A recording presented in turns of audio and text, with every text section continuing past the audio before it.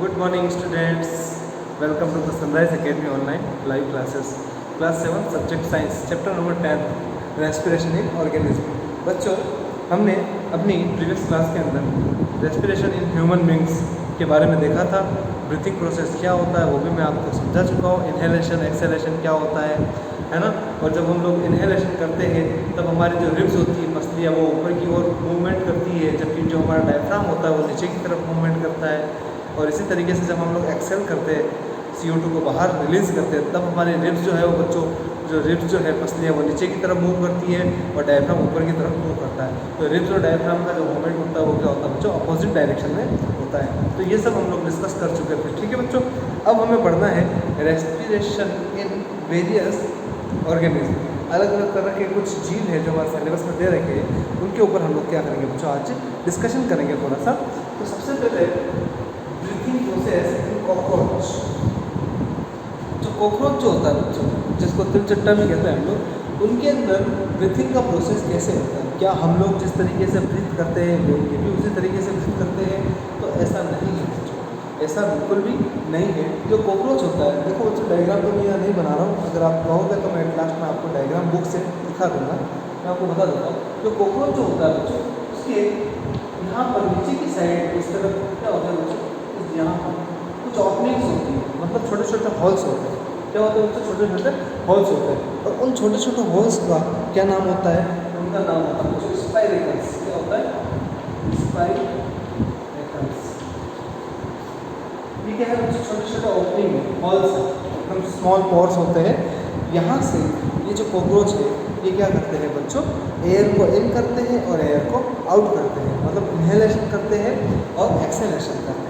तो जब अगर आपको यूँ पूछ ले कौन सी गैस लेते हैं, तो आपको एक ही जवाब देना है, कोई सा भी ऑर्गेनिज्म हो, ऑक्सीजन गैस हमेशा इंटेक की जाती है, कार्बन डाइऑक्साइड गैस हमेशा एक्सेल की जाती है। तो स्पाइरेकल्स के थ्रू छोटे छोटे छिद्रों के द्वारा ये जो कॉकरोच होते हैं बच्चों, ये क्या करते हैं, ऑक्सीजन गैस को इंटेक कर लेते हैं। और इनका जो कनेक्शन होता है बच्चों, वो इनके ट्रेकियल से होता है। ट्रेकियल मतलब जो हमारे अंदर ट्रेकिया होती है, श्वास नली हम जिसको बोलते हैं, वैसी की वैसी ट्रेकिया इनके अंदर भी होती है। और इनके अंदर लंग्स नहीं होते हैं, है ना बच्चों। तो यहाँ से इनका कनेक्शन कहाँ होता है बच्चों, सीधा ट्रेकिया के अंदर होता है। ये जो ट्रेकिया होती है बच्चों, यहाँ से जो ऑक्सीजन ली जाती है इनके द्वारा, ऑक्सीजन गैस वो कहाँ चली जाती है, ट्रेकिया में चली जाती है। और ट्रेकिया से इसको कहाँ डिस्ट्रीब्यूट कर दिया जाता है, होल बॉडी में सीधा डिस्ट्रीब्यूट कर दिया जाता है। सारी की सारी ऑक्सीजन जो है बच्चों कहाँ डिस्ट्रीब्यूट कर दी जाती है, सीधी पूरी बॉडी में डिस्ट्रीब्यूट कर दी जाती है। और बॉडी के अंदर जो टिश्यूज़ होते हैं, सेल्स होती है, वहाँ पर ये ऑक्सीजन गैस जाती है और वहाँ पर गैसेस एक्सचेंज होता है।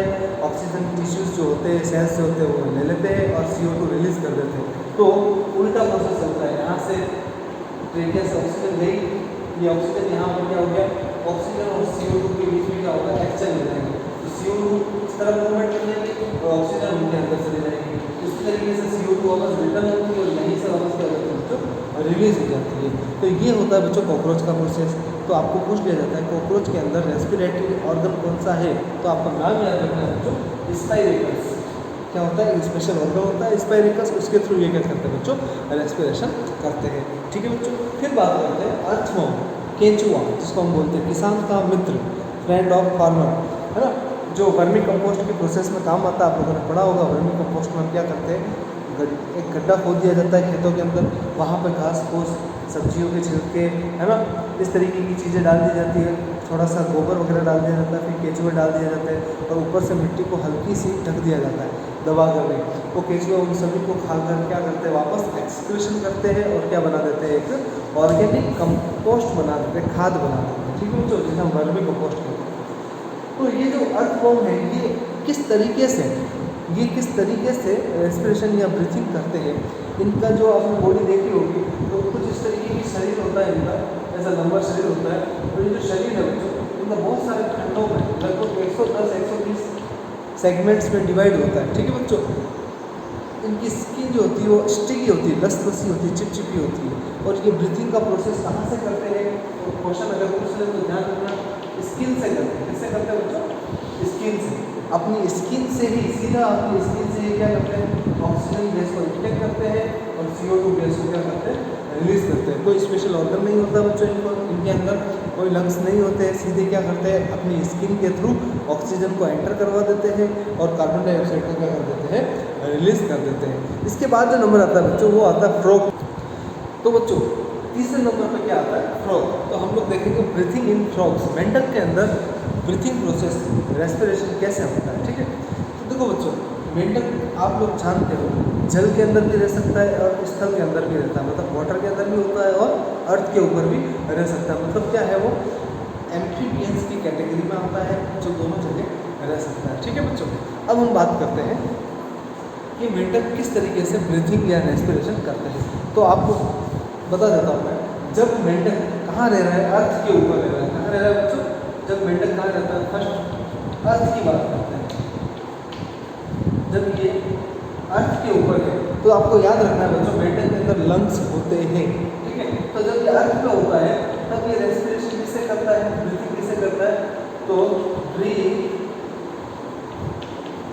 Bye nostril. जिस तरीके से हमारे जो नाक के छेद होते हैं आगे के, इनको नोस्ट्रिल्स बोलते हैं, मेंढक में भी होते हैं। तो जो फ्रॉग है बच्चों जब अर्थ पे होता है, जमीन के ऊपर होता है, तो ये अपने नोस्ट्रिल से क्या करता है, ब्रीथ करता है और फिर उसके बाद लंग्स के अंदर होती है, तो लंग्स में ये ऑक्सीजन चली जाती है, वहाँ से पूरी होल बॉडी में सप्लाई कर दी जाती है और वहीं से वापस कार्बन डाइऑक्साइड क्या हो जाती है, रिलीज हो जाती है। तो इस तरीके से ब्रीथ करता है। बट जब मेंढक पानी के अंदर होता है, कहाँ होता है, ये तो ऑन अर्थ हो गया, ऑन अर्थ। फिर हम बात करते हैं वाटर। जब मेंढक का होता है पानी के अंदर होता है, जब ये पानी के अंदर होता है बच्चों, तो हम भी जब पानी में कभी स्विमिंग वगैरह करते हैं तो आपको पता है हम लोग श्वास नहीं ले पाते, हमें बार बार पानी से बाहर आना पड़ता है। अगर हम लोग वहीं पे रेस्पिरेशन या ब्रीथिंग करने लग जाएंगे तो क्या हो जाएगा बच्चों, पानी हमारी बॉडी में एंटर कर जाएगा। तो यहाँ पर क्या होता है, जब मेंढक पानी के अंदर होता है तब ये कैसे ब्रीथ करता है, तो ध्यान रखना है, ब्रीथ बाय स्किन। बड़ी अच्छी बात है, ये अपनी स्किन से क्या करता है बच्चों, ब्रीथ करता है। मतलब जिस तरीके से अर्थ फॉर्म में हो रहा था, स्किन से लेना देना हो रहा था ऑक्सीजन और CO2 का, उसी तरीके से स्किन के अंदर सीधी इनके अंदर ऑक्सीजन एंटर कर जाती है और लंग्स के थ्रू डिस्ट्रीब्यूट हो जाती है और लंग्स में वापस CO2 आती है और CO2 को वापस स्किन के थ्रू बाहर रिलीज कर दिया जाता है। तो ये मेंढक में एक स्पेशलिटी होती है कि ये दोनों तरह से क्या कर सकता है, ब्रीथिंग कर सकता है। ह्यूमन के जैसे भी कर सकता है, अर्थ फॉर्म के जैसे भी कर रहा है, दोनों ही तरह का प्रोसेस इसमें चलता है। ओके बच्चों, नेक्स्ट लास्ट बचता है हमारे फिश। क्या बचता है बच्चों, फिश, मछली। तो मछली में कैसे ब्रीथिंग होती है, मछली तो आप लोगों ने देखी होगी बच्चों, डायग्राम बड़ा इजीली बना देता है कुछ इस तरीके का, आपने देखे होगा बच्चों।